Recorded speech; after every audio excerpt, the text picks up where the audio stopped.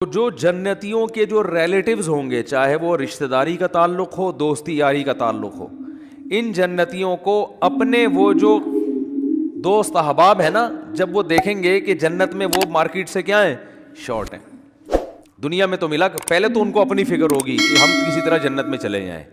شروع میں تو حالت یہ ہوگی، یوم یفر المرء من اخیہ وامہ وابیہ وصاحبتہ وبنیہ، وہ دن جس دن انسان اپنے باپ سے دور بھاگے گا، اپنی ماں سے دور بھاگے گا. یہاں بڑی خدمت کیا کرتا تھا، بڑے احسانات کرتا تھا، لیکن وہاں کہے گا میرے پاس ایسا نہ ہو مجھ سے کوئی نیکی مانگنے آ جائیے، بخشش کی درخواست کرنے آ جائے کہ بیٹا مجھے بھی بخشوا لے اللہ کے ہاں، تو دعا کر تیرے بڑے اچھے اعمال تھے. نہ بھاگے گا، بھائی یہ گلے نہ پڑ جائیں میرے. اللہ کہے گا تو خود ہی تیرے لیے مشکل ہو رہی ہے، تو ایک اور بوجھ ہم جو ہے نا، ایک اور بوجھ تو ڈال رہا ہے اپنے اوپر، ایک اور بوجھ لے رہا ہے. تو ابتدا میں تو حالت جب تک فیصلہ نہیں ہوگا نا کون جنتی کون جہنمی، تو قرآن کے الفاظ ہیں اپنے باپ سے دور بھاگو گے، اپنی ماں سے دور بھاگو گے، وصاحبتہ وبنیہ، اپنے ساتھ رہنے والی سے بھی دور بھاگو گے. اللہ نے یہ نہیں کہا بیوی سے دور بھاگو گے، بیوی کے لیے زوجہ کا لفظ استعمال ہوتا ہے، یہ اصطلاح استعمال نہیں کی. دیکھو ابا کو اللہ نے ابا کہا، اماں کو اللہ نے اماں کہا، تو بیوی کو بیوی کہنا چاہیے نا. پوائنٹ کی بات بتا رہا ہوں، کئی دفعہ بتا چکا ہوں. اللہ نے یہاں بیوی کو بیوی نہیں کہا ساتھ رہنے والی، صاحبہ، صحبت سے ہے نا، ہمیشہ چپک کے رہنے والی. اس سے پتہ چلتا ہے کہ جب ایک دفعہ شادی ہو جاتی ہے نا، تو وہ بیوی پھلترو کی طرح ہمیشہ کے لیے چپک جاتی ہے. اس سے پتہ چل رہا ہے. یہ میں اس لیے کہہ رہا ہوں کہ پھر لوگ کہتے ہیں یار پھر جو ہے نا سفر پہ جاتے ہیں تو بیگم کو ساتھ نہیں لے کے جاتے، 2 سال جاب کے لیے باہر چلے جاتے ہیں، بیگم کو یہاں چھوڑ کے چلے جاتے ہیں، تو صاحبہ تو پھر نہ ہوئی نا. یہ پھلتر کی طرح چپکا ہوا تو وہاں کوئی اور ہے، تمہارا باس چپکا ہوا ہے تمہارے ساتھ، جہاں 2 سال تم جاب کر رہے ہو دوست چپکے ہوئے ہیں. تو اس لیے جہاں بھی جاؤ اللہ نے صاحبہ کے لفظ میں بتا دیا. پھلترو پتہ ہے کسے کہتے ہیں؟ پھلترو ہیں وہ دھاگا چپک جاتا ہے نا بعض دفعہ، یہاں پہ سردیوں میں زیادہ چپکتا ہے. اب آپ یوں کرتے ہو تو پھر ہاتھ پہ چپک جاتا ہے، پھر آپ یوں کرتے ہو ادھر آ کے چپک جاتا ہے، پھر یوں کرتے ہو تو یار یہ پھلترو. تو یہ بالکل اسی طرح جب آپ کی شادی ہوئی تو بیگم پھلترو کی طرح چپک گئی. اب جہاں جہاں جاؤ گے وہاں وہاں وہ ساتھ. تو یہ شادی کرنے سے پہلے سوچ لیا کرو کہ اس کو اللہ نے لقب ہی یہی دیا ہے کہ اس کا وہ رہنے والی ہے ہمیشہ. ہاں وسائل اگر نہیں ہے تو ایک الگ بات ہے، ورنہ جہاں جاؤ بیگم ساتھ ہونی چاہیے. حج پہ جا رہے ہو بیگم کو لے کے جاؤ، عمرے پہ جا رہے ہو بیگم کو لے کے جاؤ. شریف لوگ اسی طرح کرتے ہیں. تو سفر پہ جا رہے ہو گھومنے پھرنے، بیگم کو لے کے جاؤ. خالی دوستوں کے ساتھ پروگرام نہیں بنایا کرو. اگر آپ شادی شدہ ہو صرف دوستوں کے ساتھ پروگرام بنا رہے ہو تو اس میں اس بات کا خطرہ موجود ہوتا ہے کہ آپ کے ارادے اچھے، میں بدگمان نہیں ہو رہا، بہت سے لوگ نیک شریف ہیں، آپ سارے شریف شرفا بیٹھے ہوئے ہیں بیان سن رہے ہیں ماشاء اللہ سارے شریف شرفا، لیکن یہ کہ بھائی اس کو ساتھ لے کے جاؤ. اگر اللہ نے وسائل دیے، نہیں دیے تو ایک الگ بات ہے. چلو ہمیشہ نہیں لے کے جاتے، کبھی تو لے کے جاؤ نا. تو اور جہاں جاب کر رہے ہو وہاں اس کو ساتھ رکھو، سمجھتے ہو، وہاں ساتھ رکھو اس کو. تو اللہ نے فرمایا جس کے ساتھ ہمیشہ رہا کرتے تھے اس سے بھی آج دور بھاگو گے. بولو گے بھائی مفتی صاحب کا بیان دنیا کے لیے تھا، بیگم یہاں میرے قریب نہ ٹھیک ہے نا، یہاں نہ، اللہ کا واسطہ بخش دے یہاں پہ. کیوں؟ نفسی نفسی، مجھے اپنی فکر ہے کہ میرا ہوگا کیا.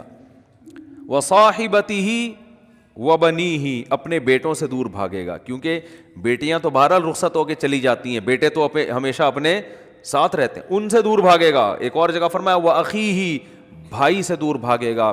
وَفَصِيلَتِهِ الَّتِي تُؤْوِيهِ، اور جس خاندان نے پوری زندگی اس کو ٹھکانہ دیا، اپنے گھر میں رکھا، باپ ماں اور پوری فیملی، اس خاندان سے مکر جائے گا، وہاں سے دور بھاگے گا.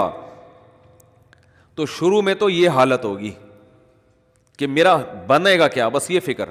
لیکن جب پتہ چل جائے گا بھائی تیرا اعمال نامہ دائیں ہاتھ میں دیا جا رہا ہے، جب اعمال نامہ دیا جائے گا نا، فَأَمَّا مَنْ أُوتِيَ كِتَابَهُ بِيَمِينِهِ، جس کے دائیں ہاتھ میں دیا جائے گا، بالکل ایسے کاؤنٹنگ ہوگی، بلکہ تولا جائے گا نیکیوں کو.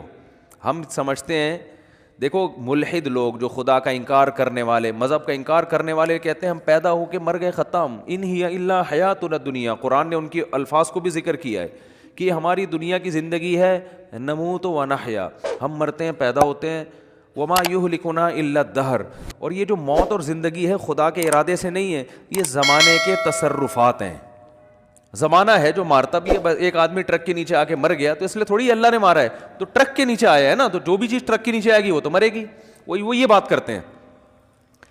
بہت مشکل ہے بھائی دیکھو ایگزامینیشن ہال میں اگر آپ بیٹھے ہوئے ہو تو ٹائم ختم ہوتا ہے، آپ کو کمرے سے باہر نکالا جاتا ہے کیونکہ اب امتحان کا ٹائم کیا ہو گیا، ختم. ایک باقاعدہ ارادے کے تحت ایک کام ہوتا ہے نا، تو اس سے پتہ چلتا ہے یہ ایگزامینیشن ہال ہے، بعد میں رزلٹ اناؤنس ہوگا. لیکن آپ بیٹھے ہوئے ایک دم دھماکہ ہوا اور پوری ایگزامینیشن ہال کی دیواریں اڑ گئیں اور آپ دھڑ دھڑ دھڑ جا کے باہر آ کے گرے، تو آپ کہو گے نکالا نہیں گیا، خود بخود نکلے ہیں ہم. کسی ارادے کے تحت نکالا نہیں گیا ہے. یہ تو ویسے ایک اتفاق ہو گیا کہ دھماکہ ہو گیا، چھتی غائب ہو گئی تو ہم نکل گئے، خود ہی میدان ہی بن گیا. یہ تو ملحد یہی دلیل یہی بات کرتا ہے کہ یار یہ کوئی ارادے کے تحت تھوڑی ہمیں دنیا میں نہ لایا جاتا ہے ارادے کے ساتھ اور نہ نکالا جاتا ہے. دنیا میں آنا بھی ایک اتفاقی حادثہ ہے، ایک سائنٹیفک حقیقت ہے، اور دنیا سے نکلنا بھی کیا ہے، ایک سائنٹیفک حقیقت ہے. کوئی جا رہا ہوتا ہے باہر، ٹرک والا آیا کچل کے چلا گیا تو کوئی حساب کتاب نہیں، وہ ٹرک نے کچل دیا تو مر گئے، ختم، اور مر کے مٹی ہو گئے، ختم. اب اس مٹی میں پودے اگاؤ، آپ اس کو کھاد کے طور پہ استعمال کرو بس. تو یہ بات ہمیشہ سے ملحد لوگ کہا کرتے تھے، ان ہی الا حیاتنا الدنیا، یہ صرف ایک دنیا کی زندگی ہے، اس کے بعد کوئی زندگی دوبارہ نہیں ہے. نموت و نحیا یہاں اتفاق سے پیدا ہو رہے ہیں اور اتفاق سے ختم ہو رہے ہیں. وما یہلکنا الا الدہر، زمانہ ہمیں مارتا ہے. کوئی کرنٹ سے مر گیا تو اللہ نے تھوڑی مارا ہے، وہ کہتے ہیں یہ تو کئی ایسی والوں کی غفلت ہے. اب بجلی کا تار نکلا ہوا ہے، اس نے انگلی لگا دی تو چپک گئے، اور جو ان کو بچانے کے لیے جاتا ہے تو وہ درمیان والا بچ جاتا ہے، بچانے والا کیا وہ سارا کرنٹ ادھر ٹرانسفر کر دیتا ہے، کہہ رہے پارسل کا خاص انتظام ہے نا. تو یہ تو زمانہ ہے، یہ کوئی یہ تھوڑی ہو رہا ہے. تو بھائی یہ دیکھنے میں اتفاقی چیزیں ہیں ساری، مگر یہ ارادے کے تحت ہو رہی ہیں. اس پر تو میں بھی بیان نہیں کروں گا کیونکہ پھر میرا وہ سارا بیان ملحدوں کے خلاف ہو جاتا ہے جو ایتھیسٹ ہے نا، تو وہ پھر سارا ٹاپک پورا چینج ہو جائے گا. کہتے ہیں کہ کسی نے موت کے فرشتے نے اللہ سے پوچھا کہ اللہ تو نے میرے ذمے ایسا کام لگا دیا ہے کہ ساری دنیا مجھے برا بھلا کہے گی. بھائی کچھ فرشتے بارش برسانے والے سب کہتے ہیں ماشاء اللہ بڑا اچھا فرشتہ ہے، کچھ فرشتے جو ہے نا وہ اور اچھے اچھے کام کرتے ہیں. میرا کام کیا ہے؟ روح نکالنا. تو اللہ میرا تو نے کام ایسا لگایا ہے، یہ ایسی کتابوں میں لکھا ہے، کوئی مستند ہے یا نہیں ہے مجھے نہیں پتا، لیکن اس کا جو مضمون ہے نا وہ بالکل ٹھیک ہے کہ اللہ میرے ذمے کام ایسا لگا ہے بندوں کو مارنا. تو جب بھی میرا نام آئے گا پبلک کے سامنے، لوگوں کے اچھے جذبات نہیں ہوں گے. موت کا فرشتہ ہے بھائی، ایک دم سن کے غصہ آتا ہے نا، تو ہے کیوں کہتے ہیں لوگ. جب بھی آئے گا موت کا فرشتہ تو کوئی دوستی لگانا چاہے گا اس سے. دیکھو یہاں ہمیں پتہ چل جائے یہ فرشتہ ہے جو بادلوں کو دھکیلتا ہے، ہواؤں کو چلاتا ہے. ہمیں پتہ چل جائے کوئی فرشتہ انسانی شکل میں آئے ہوئے، سب اس کو انوائٹ کریں گے، گلے ملیں گے، بھائی بڑا اچھا کام کرتے ہو یار تم. لیکن پتہ چل جائے یہاں موت کا فرشتہ بیٹھا ہوا ہے، تو موت کے فرشتے نے کہا اللہ تو نے میرے ذمے ایسا کام لگا دیا. تو کہتے ہیں اللہ میاں نے فرمایا کہ دیکھ تیرے ذمے کام تو لگایا لیکن بلی تیرے اوپر نہیں آئے گی، بلی ٹرک والے پہ آئے گی.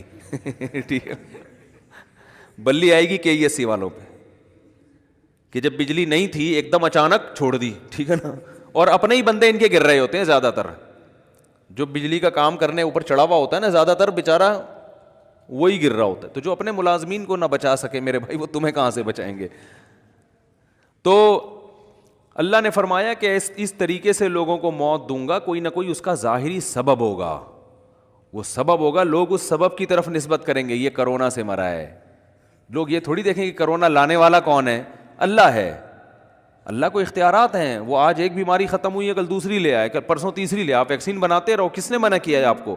آپ وہ کرو جو آپ کر سکتے ہو، اللہ وہ کرے گا جو وہ کر سکتا ہے. اور کن کن حادثات سے بچو گے؟ زلزلے آ جائیں گے، زلزلے کی کوئی ویکسین ہے؟ زلزلے کی تو کوئی ویکسین نہیں ہے بھائی. جب کوئی دیوار گرے گی تو مرو گے.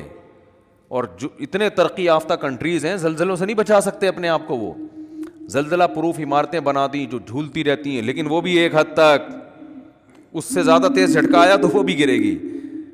دیکھو نا چند سال پہلے جاپان میں کیسا زلزلہ آیا، چائنا میں زلزلہ آیا چند سال پہلے، پوری کہتے ہیں بستی غائب ہو گئی. تو تو نہیں روک سکتے حادثات سے. ہاں اپنی طرف سے جو حفاظت کر سکتے ہو بس وہ کرو. تو اللہ فرماتے ہیں کہ قیامت کے دن یہ جو ہے نا ایسا نہیں ہے کہ تم یہ سمجھتے ہو کہ سب خود بخود ہو رہا ہے. ایک ایک چیز کا مالی ھذا الکتاب لا یغادر صغیرۃ ولا کبیرۃ الا احصاها. قرآن کہتا ہے جب تم اپنا اعمال نامہ دیکھو گے نا تو یہ نہیں کہو گے کہ یہ اس نے میری زندگی کا اس نے جو ہے نا صحیح رزلٹ اناؤنس کیا ہے. بالکل صحیح. دیکھو آپ نے اگر امتحان میں اچھا پرچہ نہیں کیا ہوتا تو جو آپ کو توقع ہوتی ہے اسی کے حساب سے جب نمبر مل جائیں تو آپ کو تعجب نہیں ہوتا. آپ کو تو یار مجھے لگ رہا تھا کہ 60-65 کے درمیان ہی میرے نمبر آئیں گے, تو واقعی 63 نمبر ہیں تو بالکل صحیح نمبر ہیں, گھپلا نہیں ہوا. تبھی اپنی رپورٹ کو دیکھ کے تعجب نہیں ہوتا. تو قرآن کہہ رہا ہے کہ جب تم اپنی رپورٹ دیکھو گے, وہاں رزلٹ دیکھو گے تو تمہیں تعجب ہوگا. تعجب اس کا نہیں ہوگا کہ اس میں دھاندلی ہوئی ہے, نہ نہ نہ. تعجب اس پہ ہوگا کہ ہم تو یہ سمجھ رہے تھے کہ موٹی موٹی چیزیں ہماری نوٹ کی جا رہی ہیں. ایسا اعمال نامہ جس میں ایک ایک چیز لا یغادر صغیرۃ ولا کبیرۃ, میری زندگی کا کوئی ایک گوشہ جو میں نے چھپ کے معمولی سی نیکی کی ہو یا چھپ کے معمولی سا گناہ کیا ہو, اس کتاب میں وہ بھی مس نہیں ہوا ہے. یہ کیسا اللہ نے انتظام کیا ہوا تھا کہ ایک ایک حرف ایک ایک چیز نوٹ کی جا رہی تھی. مالی ھذا الکتاب, ایسا رزلٹ تو ہم نے آج تک کسی کا نہیں دیکھا. انسان تعجب کرے گا کہ بھائی میں تو سمجھ رہا تھا کہ میں آزاد ہوں, یہاں تو ایسی گرفت ہے, اتنی گرفت ہے کہ ان وہ کیا ہے, فتکن فی صخرۃ او فی السماوات او فی الارض یاتی بہ اللہ. ایک رائی کے دانے کے برابر نیکی یا گناہ اگر کیا ہے نا, اندھیروں میں خفیہ چٹانوں کے اندر بیٹھ کر اللہ اس کو بھی کھینچ کے نکال کے لے آئے گا. ایسا انتظام ہے. دیکھو کافر کہتا ہے بالکل بھی انتظام نہیں ہے. اللہ کہتا ہے ایک ایک چیز نوٹ کی جا رہی ہے. ما یلفظ من قول الا لدیہ رقیب عتید. کیا الفاظ ہیں قرآن کے. قرآن کہتا ہے تم جو زبان سے الفاظ پھینکتے ہو نا, لفظ یلفظ کا معنی ہوتا ہے عربی میں پھینکنا. یہ وہ والا پھینکنا نہیں جو ہم کو پھینکو کہتے ہیں. یہ جو الفاظ ہم زبان سے نکالتے ہیں تو یہ نکل کے ہوا میں تحلیل ہو رہے ہیں نا. تو قرآن کہہ رہے ہے جو کچھ زبان سے نکل کے ہوا میں جا رہا ہے یہ غائب نہیں ہو رہا.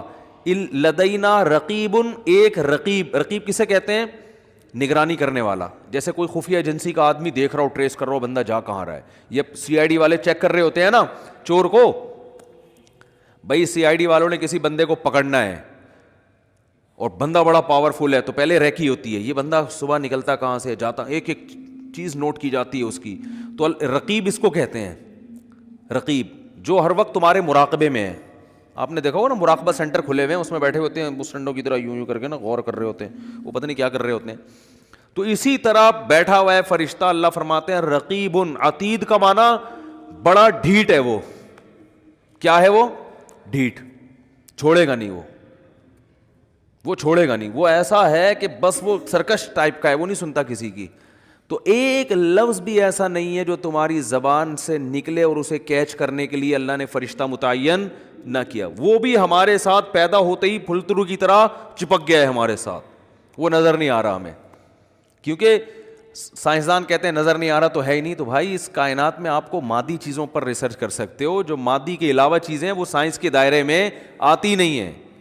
اللہ نے فرشتوں کو روشنی سے بنایا ہے, نور سے بنایا ہے. روشنی تھوڑی ٹریس ہو سکتی ہے.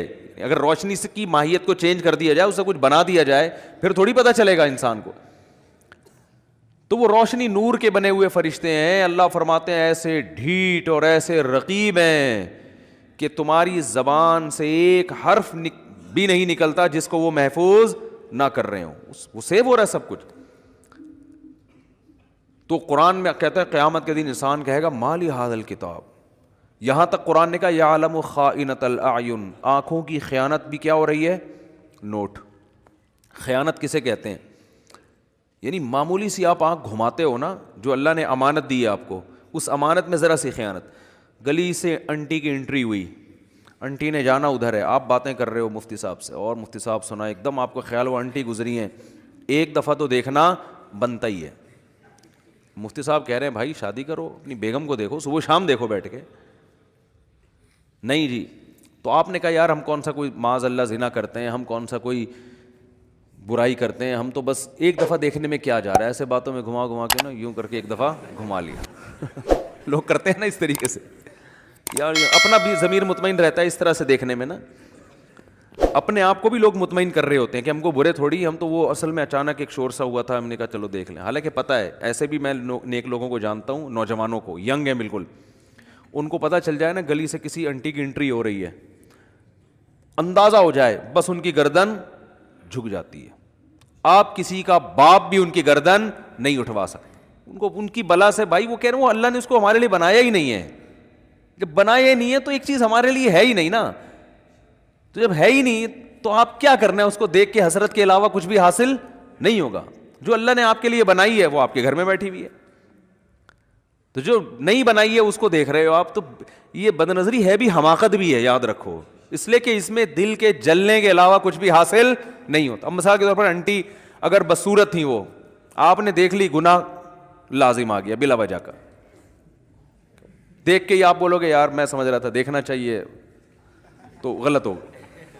گناہ اللہ نے بولو لکھ لیا کہ جب تجھے پتا تھا انٹی ہے, تیرے دیکھنے کی چیز نہیں ہے, تیرے دیکھنے کی جو ہے تیرے گھر میں بیٹھی ہوئی ہے, بس اسی کو دیکھ جا کے, تو نظر کیوں نہیں جھکائی تم نے, گناہ لکھ لیا گیا. اور اگر دیکھ کے آپ کو اچھی لگی تو یہ تھوڑی کہ جو چیز آپ کو اچھی لگ رہی ہے آپ اس کے پیچھے پیچھے چلے جاؤ گھر تک, ملے گی تھوڑی, ایسے تھوڑی ملتی ہیں کس لوگوں کو انٹیاں, تو ملتی نہیں ہے, کچھ بھی نہیں ہوتا سوائے دل میں کیا پیدا ہوگی, ایک جلن, اور اپنی والی سے کے بارے میں ناشکری پیدا ہو جائے گی کہ یار یہ والی مل جاتی, وہ جو بیٹھی ہوئی ہے نا پھلترو کی طرح, جس کو مفتی صاحب نے کہا چپک گئی, واقعی پھلترو کی طرح ہی چپکی ہوئی ہے وہ, اس کو کسی طرح دائیں بائیں ہو جائے, وہ مر جائے اللہ کرے. اس طرح ہوتا ہے نا. ایک صاحب میرے پاس آئے, مجھے کہنے لگے, ابھی چند دن پہلے کی بات ہے, ناراض نہیں ہوں گے اس لیے کہ آپ کو کیا پتا کن کی بات کر رہا ہوں, کہہ رہے ہیں وہ میرے ابا نے, میری والدہ کا انتقال ہو گیا تو انہوں نے دوسری شادی کی پھر, تو کہہ رہے ہیں ہم کو بھی خیال آیا کہ ہم نے بھی دوسری کی, تو ابا نے کہا ابے میری تو مر گئی تھی تو میں نے کی ہے, تو کیوں کر رہا ہے, تو کہتے ہیں میں نے کہا ابا میرا تو قصور نہیں ہے نا, وہ مر ہی نہیں رہی. مجھے اس طرح سنا رہے, ابا وہ آپ میرا تو قصور نہیں ہے نا. خیر یہ الفاظ ان کے غلط تھے, میں اپریشیٹ نہیں کرتا ان کو, بیگم کو یہ کہنا کہ مر کیوں نہیں رہی یہ نہیں سوچنا چاہیے, لیکن ایک نارملی میں ایک بات کر رہا ہوں کہ جب آپ رنگ برنگی دنیا میں 10 قسم کی چیزیں دیکھو گے تو اپنی والی کے بارے میں احساس کمتری کا شکار ہوگے, اس سے محبت میں کمی آئے گی, محبت میں کمی آئے گی تو آپ کو خود ہی گھر کا سکون آپ کا برباد ہوگا. حکیم اختر صاحب رحمہ اللہ تعالیٰ بڑی پیاری بات فرمایا کرتے تھے کہ جو نظر کی حفاظت کرتا ہے اس کو پتہ ہے بھائی لے دے کے میرے پاس تو میری بیوی کے علاوہ کوئی آپشن نہیں ہے, تو اس کی پھر وہ قدر کرتا ہے, اس کے دل میں اس کے لیے محبت کے جذبات پیدا ہوتے ہیں, محبت کرتا ہے پھر وہ اس سے. میں اکثر واقعہ سناتا ہوں نا ایک گاؤں کے سفر کا. ہم ایک کوئٹہ کے چمن کے قریب ایک گاؤں ہے, وہاں ہم سفر کر کے آ رہے تھے. میں پہلے ہم لوگ دورے کرنے جاتے تھے نا, 2 مہینے کے دورے ہوتے تھے, عربی گرامر کے اس طرح کے, ابھی بھی ہوتے ہیں. تو میری عمر میرا خیال 22-23 سال ہوگی اس وقت. تو ہم دورہ کرنے گیا ہوا تھا, ہمارے ایک استاذ بھی تھے, کلاس فیلو تھے, استاذ تو نہیں تھے, تو وہ بھی ہمارے ساتھ 2 مہینے. جب سفر سے ہم واپس آ رہے ہیں نا, ان کے پاس تھی یہ ریوو یا ریوو تو نہیں ہوا کرتی تھی, ویگو ٹائپ کی بڑی گاڑی تھی. ہم بیٹھے ہیں, وہ اسپیڈ سے بھاگے چلا ہے یار. لڑکوں نے کہا کیا ہو گیا بھائی, ان کو ذرا تمیز سے چلا لو یار, اتنی اسپیڈ سے وہ بندہ گھر جا رہا ہے نا کہ ہم نے کہا یہ ہمیں کہیں اور نہ پہنچا دے. پتا چلا انکوائری کہ بھائی یہ شادی شدہ آدمی ہے, ان کو بیگم بہت زیادہ یاد آ رہی ہے. تو اب ان کی اسپیڈ کیا ہو گئی ہے, ڈبل. کہ یار میں کیوں, نظر کی حفاظت. جب انسان نظر کی حفاظت کرتا ہے اور حرام نہیں دیکھتا تو اس کو اپنی بیگم پھر بہت زیادہ یاد آتی ہے, سمجھ رہے ہو نا. اور آج 2 سال, سب کی بات نہیں کر رہا بھائی, آپ کسی سے بدگمان نہ ہو, 2 سال کے بعد بھی گھر مرجھائے آ رہے ہوتے ہیں. جا رہے ہیں, اب کیا کریں, جانا تو ہے نا. نادرا میں تو وہی ڈالی ہوئی ہے نا, وہی والی بیوی ڈالی ہوئی ہے نادرا, رجسٹریشن تو اسی کی ہوئی ہے, قانوناً تو وہی ہے. جا رہے ہیں, اسپیڈ سلو ہوتی چلی جاتی. گھر کے باہر آئے گا, بیل تھوڑی دیر سوچنے کے بعد بجائے گا, بجاؤ نا, کیونکہ اندر سے وہی نکلے گی. آپ نے دفتروں میں اتنی دیکھ لی ہیں حسینائیں لیلائیں, اتنی عورتوں سے گپ شپ, فون پہ بات, اور کیا کچھ رنگینیاں دنیا میں دیکھ لی آپ نے.